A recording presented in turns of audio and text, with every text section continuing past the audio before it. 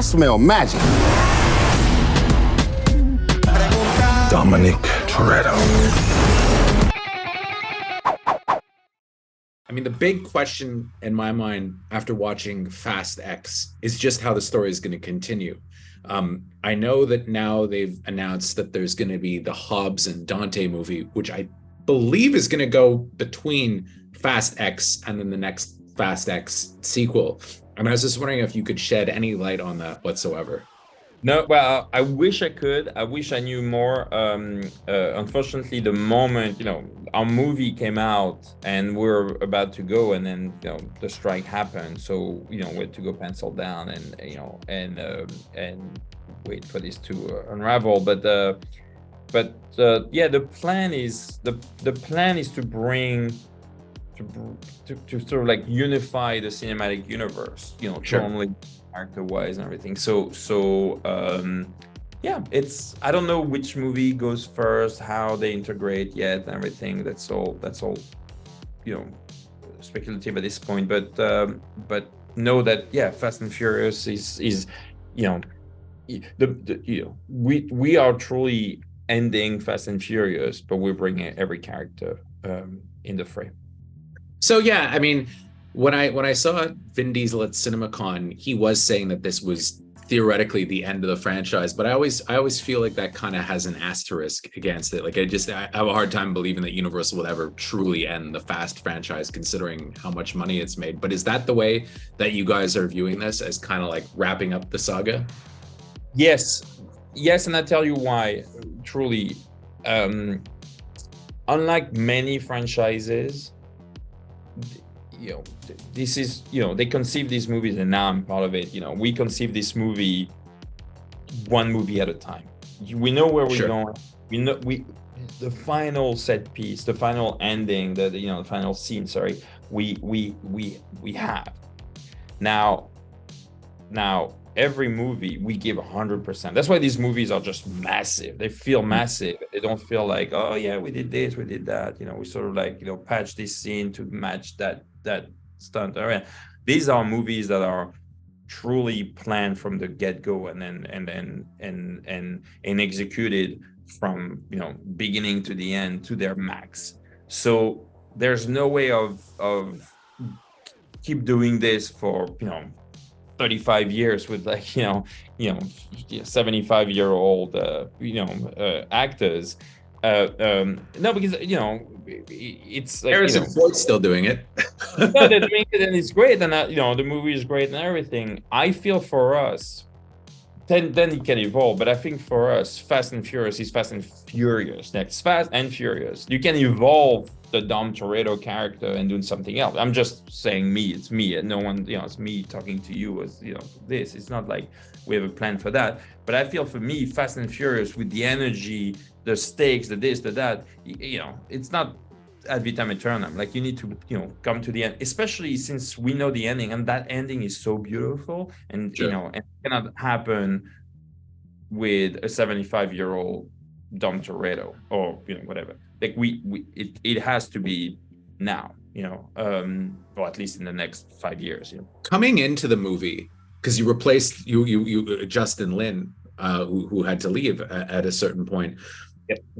What's the learning curve for that like, though, when you're jumping onto a movie that costs $300 or so million? You've done big movies before. You did The Incredible Hulk, Now You See Me, Clash of the Titans. These were huge movies. But would it be safe to say that this was the biggest that you'd done? Yeah, I can make three of my old movies in No, 3, 4. The learning curve is, yes, obviously, base camp is massive. You have 24 actors, four Oscar winners, the greatest stars, second units shooting, in the four corners of the world. It's a different. It's like it's not directing the way I'm used to direct. It's not, but it's still directing. It's still project. Talking to a crew, making them understand your vision, capturing the right dailies, elements. So you put together your movie that you have in your head, and then you tweak the stuff, and it's still there's authorship in these movies, but it's on a gigantic scale. It's more like, I'm the general of a massive army, instead of like having a small battalion, aiming for this campaign. I'm like this one. I'm like, all right, this is this. But it's exciting. It's kind of like, it's because I've done long form. I think, I did Dark Crystal, I did stuff like that, where I was like showrun, almost co-show running, producing, directing, shooting, editing, doing all that stuff, everything that I was able to sort of like take this sort of like beautiful mind of like all these pieces and all that story, all the things, and then shoot, and then put it, and then sort of like separate it and talking to the right people. But that's not something that I was used to doing, and frankly, I had no time to prep. So I was doing that while shooting, so understanding how it's all working, and then realizing how I was I could twist it. So in the beginning, I was shooting a little bit more than what I wanted, just because I was like, I don't know exactly what I'm going to use. But very quickly, like really talking like over the span of like a week, maybe, it was like 3 days plus a weekend where I had off. Like the next Monday, I knew exactly what I was shooting, and I was able to shoot the way I shoot normally, which is what I want, shoot for the cut. This is my coverage. I know I want 3 takes of, 3 variations for that stuff. That's what I'm getting. But I'm not going to cover myself on everything, otherwise it's a waste of time and would have never made the movie or the schedule. I have to. Also, it's like they had it, Vin, the studio, Michelle, Jason Momoa, Charlize Theron, everybody was, really looked at me like the director, like the person that was directing them, interacting with them, but really, pointing in one direction. And that felt really good, because, that could have been, we've all been on movies where, the actor and the director don't get along, and or the studio or whatever, and it's listless. Like you have this movie with without a head, and it's just, they feel like these, empty movies. This was very strong. So the direction was very strong. Then, like it or not, but at least there was a direction, and they let me do that. I took the reins. I Justin, who's a friend, I saw what he was trying to do in the script, but obviously there's some new elements that come, new actors that have their point of views and stuff like that. So I had to move the stuff and make it and shape it to make it my own. And that's Fast 10. That really is like, it's a result of like something that caught on, something that I molded, but I molded it while I was shooting it, and then was able to post it. But it's exciting now going forward, because I'm lucky to I've kept the keys to the kingdom. That's exciting. That's where it twists and goes into true Louis territory. Well, what I was excited about also was I liked the fact that you got to team up with Statham again, because you're the one who kind of turned him into an action star with Transporter. What was that like? Kind of, even though he was kind of had a small role in the movie, that one fight scene I thought was great, and it was some of the fight scenes in the movie, that one, and then the one with Michelle and Charlize. I found like those really had your signature on it. That's totally that's very sweet. Thank you. Jason, seeing him, it's very interesting, because last time I left him, and that was the beginning of my career. Like I was like a baby director. I was 26. I didn't know what I was doing. I was just like, is it the right way to put on the camera? No, but like literally I was like, I had a vision, but I was like, it was not like, I didn't have sure footing. So we loved each other, but we were like learning to. He was learning to be a movie star. I was learning to be a director. Now we're meeting 20 years later. I'm comfortable in my, directing shoes. He's very comfortable in his, leading man shoes, and he's fighting. He knows what works for him. He knows what I know what works for, the story. And so we're faster, much more economical, like, smarter about he's, using him and how, and I know him so well, like we know each other personally. So that's why I was able to, even though he had 2 scenes, to put him on like a pedestal, because I was like, I know exactly what I want you to do in this one. That's gonna be this. And then thanks. And for the Michelle and Charlize fight, I was able to bring, he was on actually before me, Olivier Schneider, who's the fight choreographer that I've been working with since The Transporter.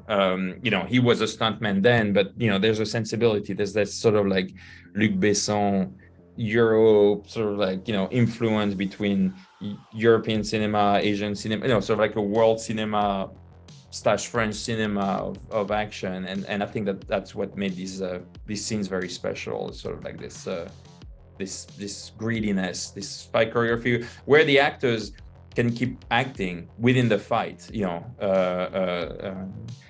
emoting, keep having little cracks and jokes and stuff like that. So it's fun. It's sort of like it's on a giant scale, as you said, 300 plus, and then Transporter 1 was like $11 million.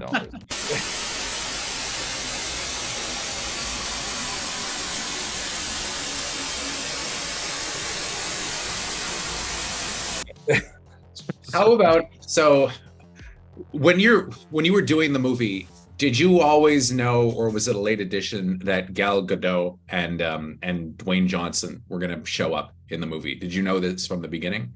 No. It was